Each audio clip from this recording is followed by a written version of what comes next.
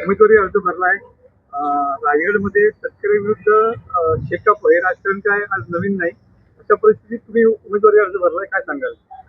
भारतीय शेतकरी कामगार पक्षाचा एक इतिहास आहे का भारतीय शेतकरी कामगार पक्षामध्ये आपण जर पाहिलं तर ज्यावेळी लोकसभेला कोणतीही पार्श्वभूमी नसताना 1994 साली इथे माजी मुख्यमंत्र्याला पाडण्याची कला ही भारतीय शेतकरी कामगार पक्षाने केलेली होती.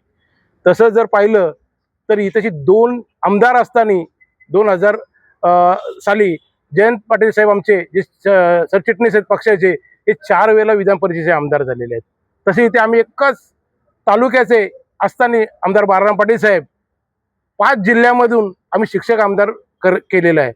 त्या धर्तीवरच शेतकरी कामगार पक्ष, भारतीय शेतकरी कामगार पक्ष एकदा निर्णय घेतलं का त्या निर्णयाबद्दल सर्व कार्यकर्ते, नगरसेवक, जिल्हा परिषद सदस्य हे मनाने काम करत असतात. आणि महत्त्वाचं सांगायचं म्हणजे भारतीय शेतकरी कामगार पक्षाचे जे जिल्हा चिटणीस आमचे आहेत सन्माननीय जयंत पाटील साहेब, तसे माझे गुरुवर्य आमदार बाळाराम पाटील साहेब, आमच्या ताई मानसीताई, तसेच जिल्हा चिटणीस सुरेश खैरे साहेब आणि तालुका चिटणीस आमचे प्रकाशजी म्हात्रे, सर्व नगरसेवक, या सर्व नगरसेवकांच्या उमेदीने आणि एक तरुण उमेदवार म्हणून मला ही संधी दिलेली आहे.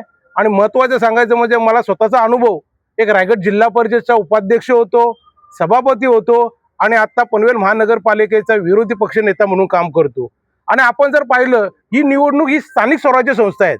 या स्थानिक स्वराज्य संस्थेमध्ये पाहिलं आपण तर या स्थानिक ग्रामीण भागातला आणि शहरीकरणाचा प्रश्न महत्त्वाचा मांडणारा लोकप्रतिनिधी पाहिजे असतो. आणि या लोकप्रतिनिधीसाठी मी स्वतः दोन्ही मला अनुभव असल्या कारणाने लक्षात, जिल्हा परिषदेचा अनुभव असला, ग्रामीण भागातला मला अनुभव आहे, शहरीकरणामध्ये नगरसेवक आणि विरोधी पक्षनेता आता पनवेल महानगरपालिकेचा असल्या कारणाने या दोन्ही याचा मला ज्ञात असल्यामुळे आज पक्षाने आणि आमच्या संघटनेने माझ्यावर विश्वास टाकून ही उमेदवारी दिलेली आहे. तर समोर अनेक शेतकरी आहेत, अशा पद्धतीने आकड्यांचं गणित कसं बघतात? आपल्याला रायगडचा इतिहास माहीत असेल, उमरखेडमधले 1661 सालमधली आम्ही छत्रपती शिवाजी महाराजांचे मावलं आहेत. इथे मोठी संख्या असलेली सुद्धा छत्रपती शिवाजी महाराजांनी जसं गणबी काव्यामध्ये अनेक युद्ध जिंकले, त्या धर्तीवर आम्ही छत्रपती शिवाजी महाराज मावलं आहेत. कमी संख्या असली तरी सुद्धा आम्ही याच्या समोर जाण्याची ताकद ही फक्त भारतीय शेतकरी कामगार पक्षाची आहेत. आज जर पाहिलं, जरी माझा फॉर्म भरलेला असला तरी माझ्या फॉर्ममध्ये नामनिर्देशन अर्जामध्ये काँग्रेसच्या सह्या आहेत, माझ्या याच्यामध्ये शिवसेनेच्या सुद्धा सह्या आहेत आणि शेतकरी कामगार पक्ष म्हणून त्यांच्या सुद्धा सह्या आहेत. याचा अर्थ असा आहे की शेतकरी कामगार पक्षावर विश्वास टाकणारे हे सर्व संघटना एकत्रित आलेल्या आहेत आणि भारतीय शेतकरी कामगार पक्षाने याच्यासाठी आम्हाला ही ताकद दिलेली आहे.